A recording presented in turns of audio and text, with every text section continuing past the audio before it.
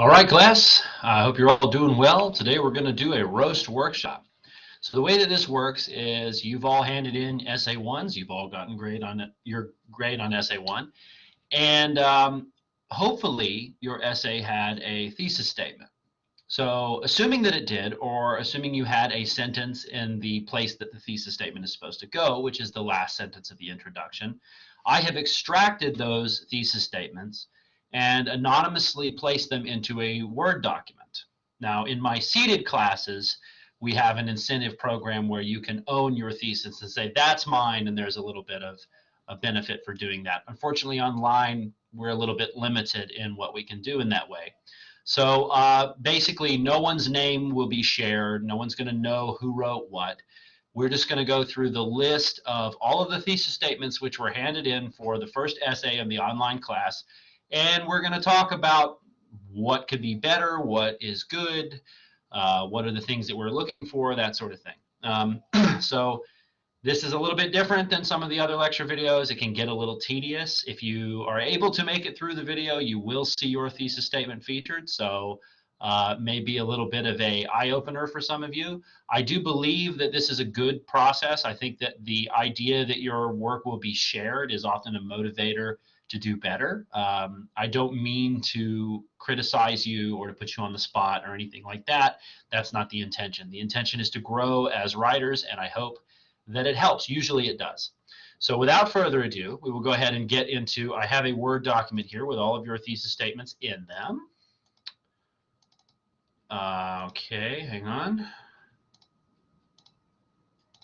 Well, it's acting squirrely. Give me 1 second. There we go. All right. So just a couple of things that we want to get out of the way about thesis statements. A couple of rules I have. I mentioned these before briefly, but some of them may not have stuck out in your mind. The first one is the cheese stands alone. This comes from an old nursery rhyme called The Farmer in the Dell. But what I mean by that is that when we look at the thesis statement, which is usually a single sentence, it shouldn't be more than 2 sentences max. That single statement should tell us everything we need to know about the paper itself. What is the strategy? What is the topic? What are the details? These are things, there should be no questions once we read the thesis statement. So make sure the cheese stands alone. The next one is that the topic and the strategy should be obvious. So there was some confusion. Some of you did rhetorical strategies that weren't really available for the first essay. Remember, there were only 4 on that essay prompt. They were cause and effect, classification and division, compare and contrast, and process. If you didn't do one of those 4 strategies, you did get a deduction because even though we went over some other strategies, those were the ones that were available for the essay. So that's important to note. They should be highly specified and direct. There are many things that are similar and different about cats and dogs. Okay, what are they, right? Be specific as you can, right? They might include subpoints. In fact, I think the best thesis statements do include subpoints because it helps you structure your body paragraphs and your topic sentences. The thesis statement should never be phrased as a question. I don't know where, I guess some of you may have had teachers in the past that said you could phrase it as a question. Maybe that wonderful textbook of ours suggested at some point. But really, as a rule, you want a statement that mirrors the strategy at hand. And not a question. And it also should not include any quotes or citations. Save those for the body paragraphs. You can use a quote as part of your hook, but really the intro is not the place to introduce outside sources heavily, especially not the thesis statement. So there shouldn't be a citation or a quote in the thesis statement. That isn't what we're looking for. Okay, so those are the basic rules. There are probably some others that I may think about as we go along, but I want to go ahead and just get through these statements. So the first one, online courses provide books and you avoid campus fees. So just from this sentence at all, there's something missing, right? We don't have all of the details we need. Is this a compare and contrast essay? Is this a cause and effect essay? I can't really tell. I think, if I remember correctly, it was a cause and effect essay about it was a compare and contrast essay between online and in-person classes, but we don't have those points of compare and contrast. Like, Where are the similarities and differences? Along what lines are they located? Be very specific, right? And make sure that you lay out the structure of the entire essay in the thesis statement. The thesis statement is like a microcosm of the entire essay, right? And the topic sentences are microcosms of the thesis statement. So there's a relationship with all of this. All right, the next one. The amount of strength a male has could not compare to half of a female's. This one, I don't even know. I don't know what strategy. I don't know what topic. I think this was actually a narration, which was not an available strategy.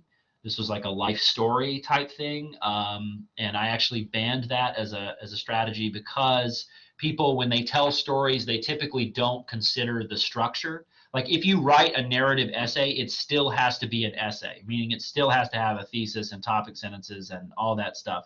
But what most people do when they write a story is they just do stream of consciousness and recall the details as it comes to them. And of course, there's no structure to that. There's no skeleton, right? So that's a big problem. And also, this is very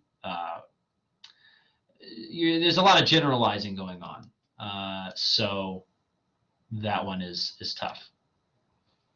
All right. The formation and rapid success of Standard Oil, having at its peak controlled over 90% of all oil processes in the entire nation, solidified the beginning of the Industrial Revolution in the United States and also marked the beginning of the commercial dictatorship that America has come to cower under.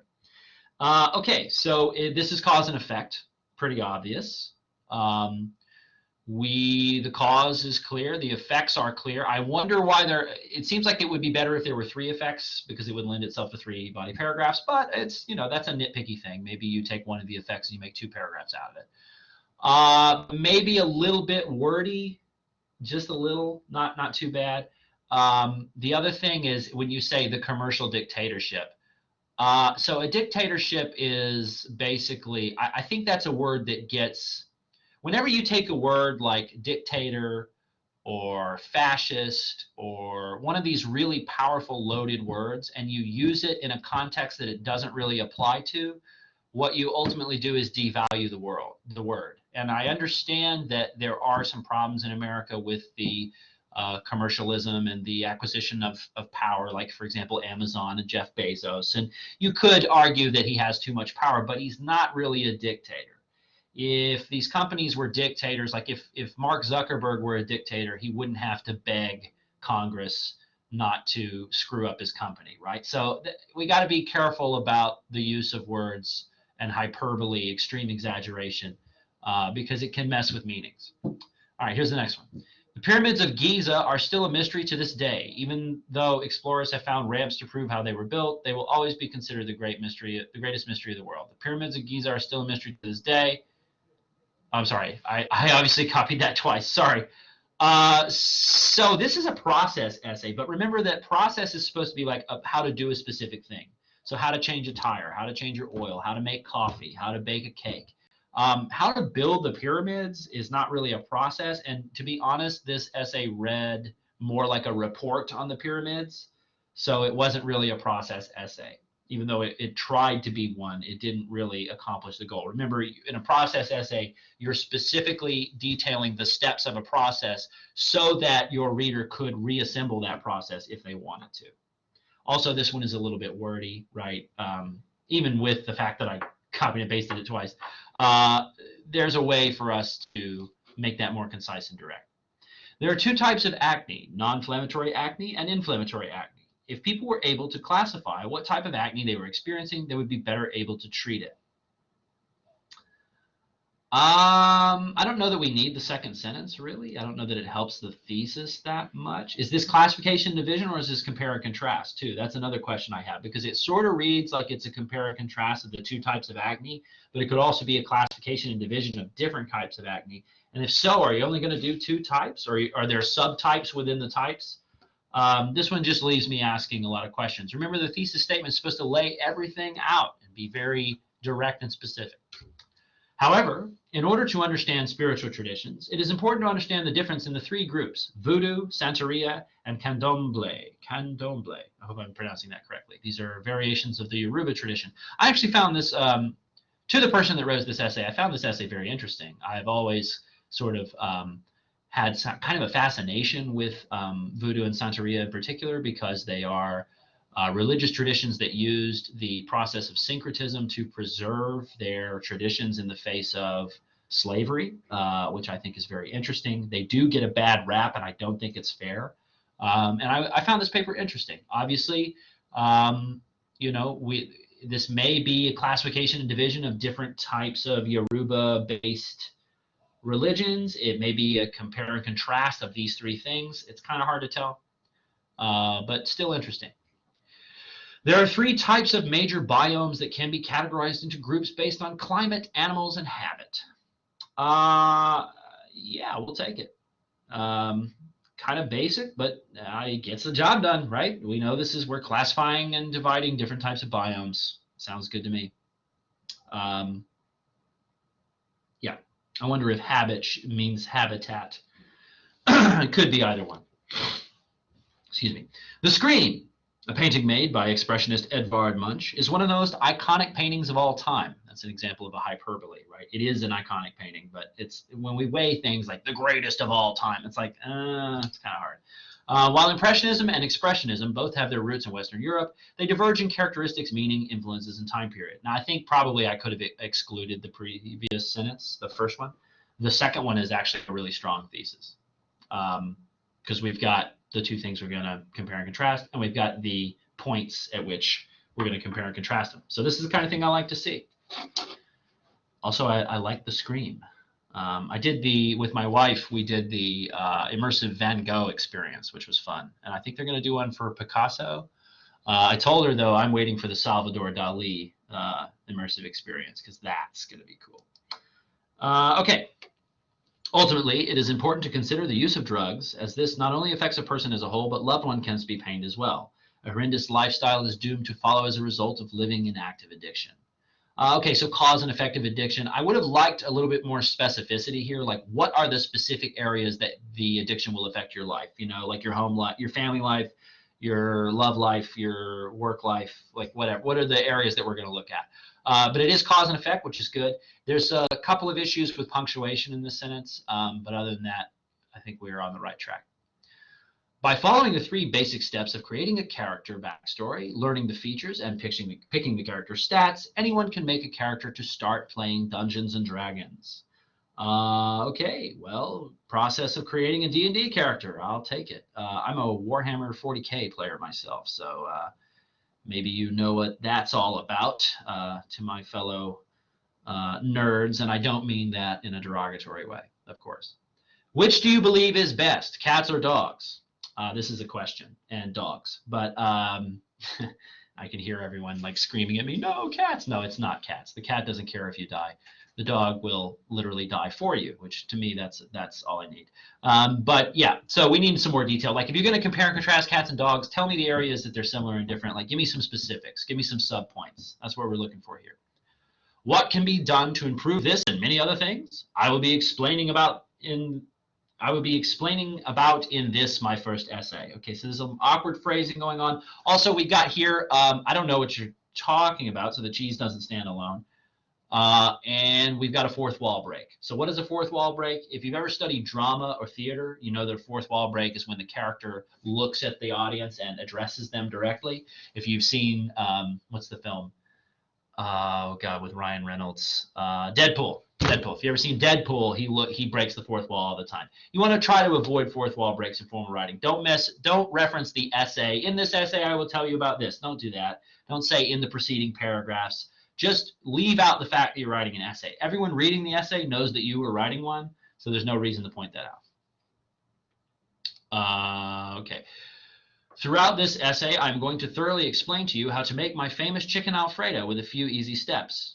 Okay, obviously processed chicken Alfredo. All right, I'll take it. But we got a fourth wall break. We've got the use of the first person, which I discouraged in the first essay and which you should really be over in the second essay. Please don't use the first person in the second essay. And I need some more details. What are the steps? Give me these few easy steps. Lay them out specifically and directly, right?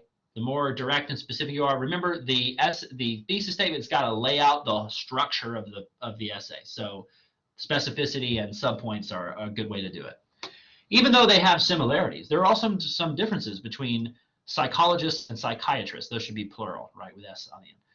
Some differences are the amount of education and how practices are handled medically.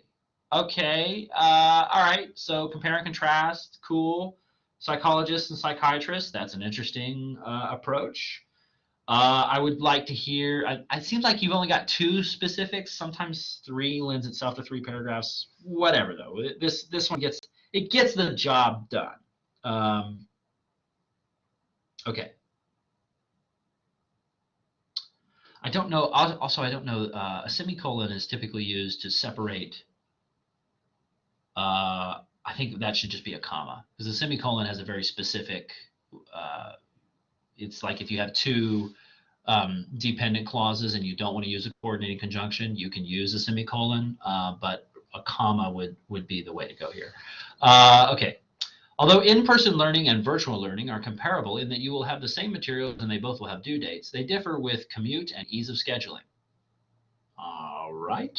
If I had to say anything, I would say maybe a little bit wordy in that you will have the same. I think there's a way to trim that a little bit.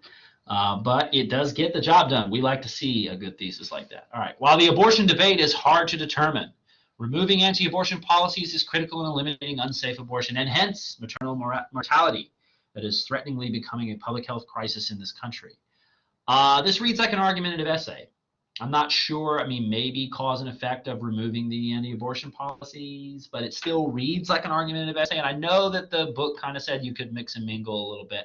But I really wanted you to say that whole argumentative stance for the second one. So, I mean, it's a good, it's worded well, right?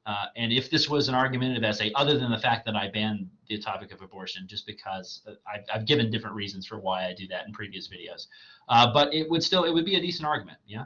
So at least you've got some practice in for number 2. As with everything else in the world, the evolution of learning allows so much more opportunity for growth. Not only is it a good resource for finding information, studying, and knowledge, but it has provided many of us with the opportunity to take our college classes 100% online. This is a huge convenience. So is this a compare and contrast between the 2 styles of learning? Is this cause and effect of online learning? I can't really tell. It's also 3 sentences. This huge convenience thing, like, I don't think we need that. We don't really need short sentences like that anyway. And the exclamation point is the one bit of punctuation that you should be really careful with because I think it's overused. And every time you read an exclamation point, how do you read it? It's like they're screaming at you, right? This is a huge convenience. Whoa, okay. So, just be careful with that stuff. Try to keep the thesis condensed to 1 sentence. If you need to, I'll look the other way, but really it needs to be 1. And it's got to go there right at the end. Okay. Before registering for college courses, you should always consider the similarities and differences of traditional and online classes and choose what best adheres to you. Okay, true.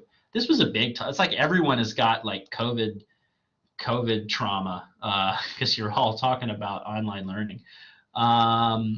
Yeah, so this is good. I would like to, maybe you could list them specifically, but not bad, right? But the truth is, anyone can buy a house. Buying a house can be achieved by building credit, qualifying for a loan, and finding the perfect dream home. Okay, so that's the second one. That's the thesis. This I probably shouldn't have even copied. So yeah, okay, process. We got subpoints. I'll take it. To construct a well-written essay, you have to thoroughly research the topic, write more than 1 draft, get the final draft proofread by someone other than yourself. Process of how to write a essay, which is like, oh man, meta. It's like you're writing an essay about how to write essays and how to write essays and how to, oh, okay. So yeah, that's fun. That's a pretty good one.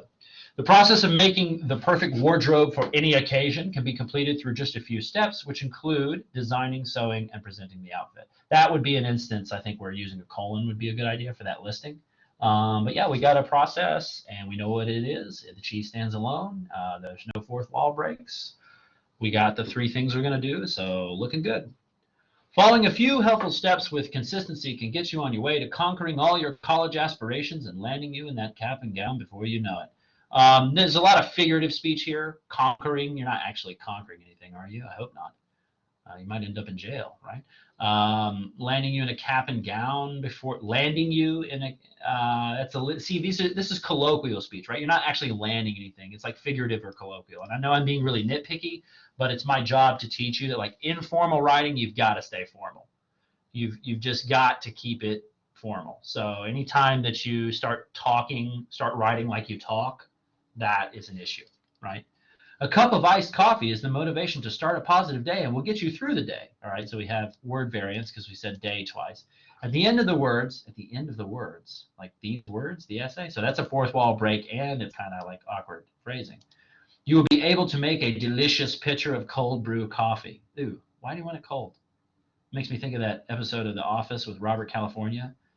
And Aaron goes, "Would you like a cold beverage?" And he says, "I'll have a cup of coffee." And she brings him like nasty old coffee that's like really old and cold because she said cold beverage and he didn't stipulate. It's silly, but it's funny. Okay.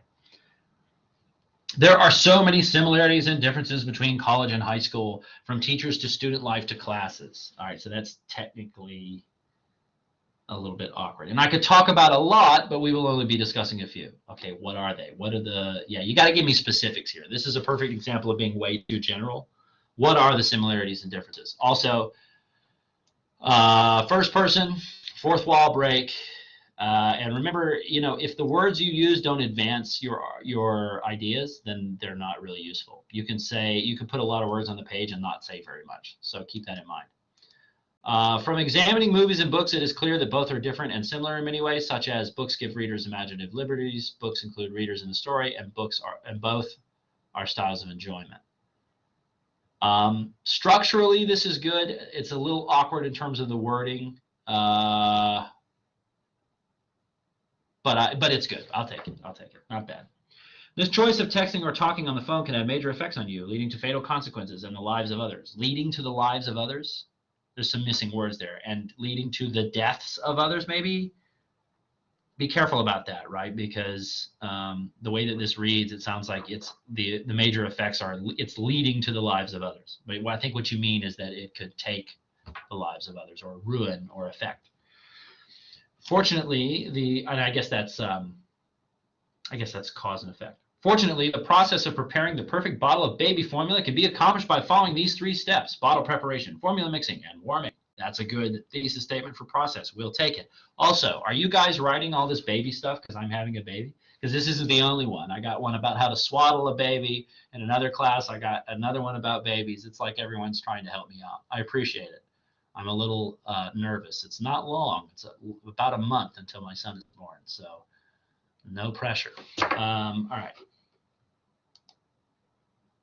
There are many forms of bullying, but the effects of all can be catastrophic. Okay, what are they?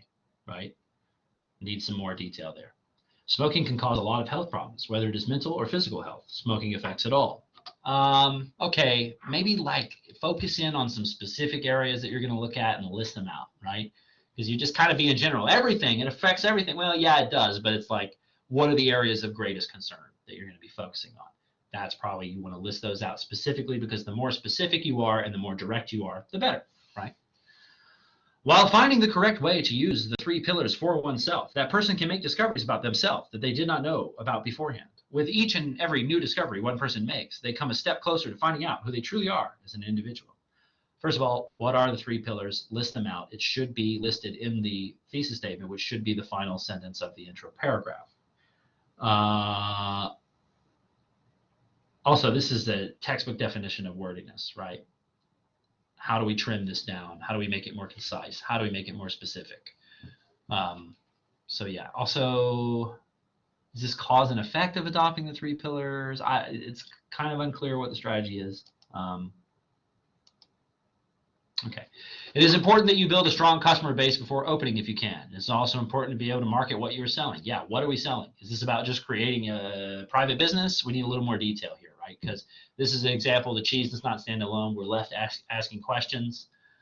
And also, like, is this the process of opening a business? If so, give it to me in the steps, right? Because that's what process is about. It's about listing the steps so that if someone read it, they could reproduce it. But all of them would probably agree that there are many similarities and differences between virtual learning and a traditional classroom environment. Okay, so this has a reference to the preceding sentences in the thesis statement, which you want to try to avoid because the cheese is supposed to stand alone. Another part of the cheese standing alone is not being dependent on any previous statement. So that it sort of is.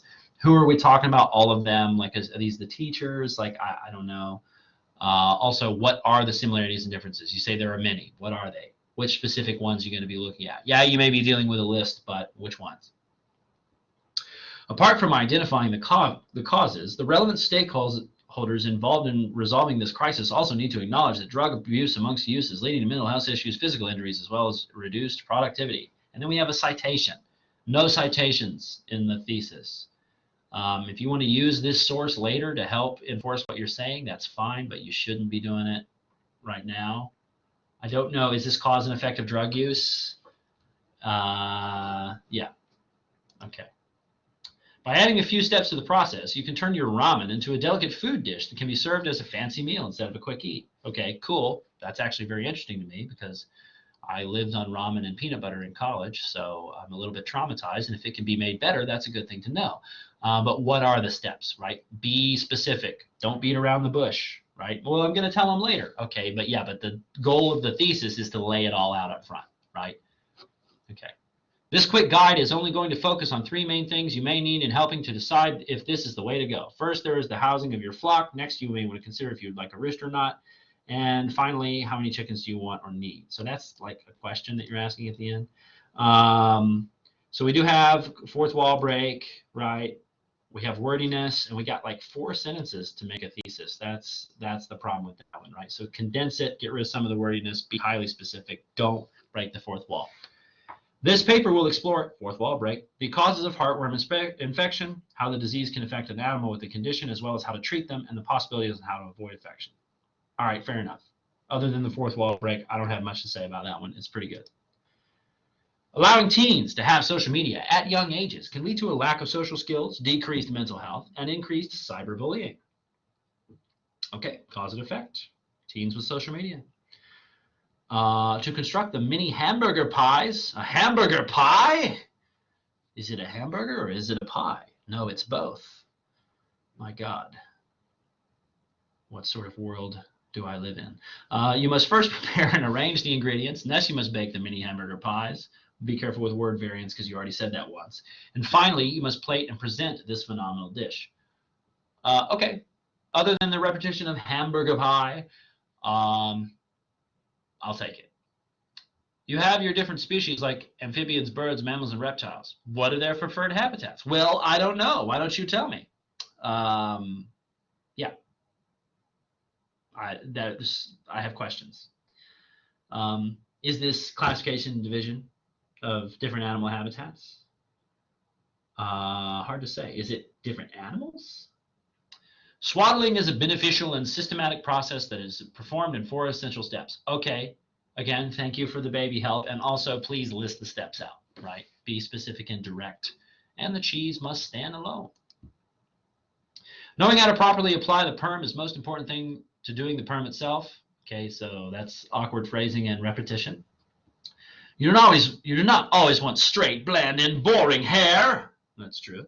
Spice it up some and become a more vibrant version of yourself. Just be patient and do it.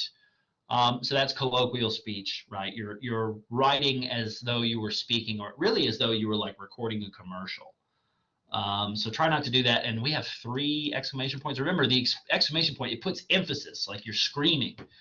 So that can be a little overbearing, right? It's like you're yelling at me. Okay, and here's the last one. Between longer wait times in the emergency department, less pay for healthcare workers that stay, and the mental health of our healthcare professionals, we really need to be under the understanding. I was fine until you told me that I needed to be under the understanding, because I don't know what you mean by that. I think that may just be like a typo, like you meant to say something else and you just didn't catch it in editing. More reason to edit, right? Read out loud, read in front of a mirror, make sure you edit. I know even if it's like 11:52, still that 5 minutes of editing can save some problems for you. So that pretty much finishes. If I skipped over yours by accident, you can let me know if you want some feedback. I think I got everybody's in here. So that takes care of the roast workshop for today. You've all been thoroughly roasted, and hopefully you gained a little bit of knowledge about what's expected in terms of thesis statement. Remember, there is some slight difference in the second thesis statement from the first. And we're really going to be wanting to put forth an argument. One thing I wanted to say, since I've been making these videos so that I could reuse them for future classes, but since this one I'm talking to your class specifically, I have to say this. You must quote things and cite them parenthetically in the second essay, or you are going to get a plagiarism deduction. There were a couple of instances in the first go around where people didn't quite understand, and I was a little bit more lenient than I usually am. If it was clear that you blatantly plagiarized on purpose, then you got a bad grade. You got the 0. But some of you, it's like you put the citation at the end, but you didn't put it in. You didn't put the parenthetical citation in the document. If you do not use quotes and parenthetical citations to differentiate what comes from you and what comes from the sources you use, I am going to give you a plagiarism violation. I'm telling you this now so that you can avoid it. If you have any concerns that you might do such a thing, you want to rewatch the video on plagiarism and email me if you have any questions about it, okay? Because it's a big deal, especially this time around. You're doing research. I'm requiring research. So if you don't do it the right way and you don't show me what came from where and exactly how to locate it, that's going to be a problem. So please be careful about it. All right, that's all for this week. So the essay is coming up. And please let me know if you have any questions or concerns. Please take a look at the comments that I left on Essay 1 because they can help you with Essay 2. Have a lovely week, and I will see you next time.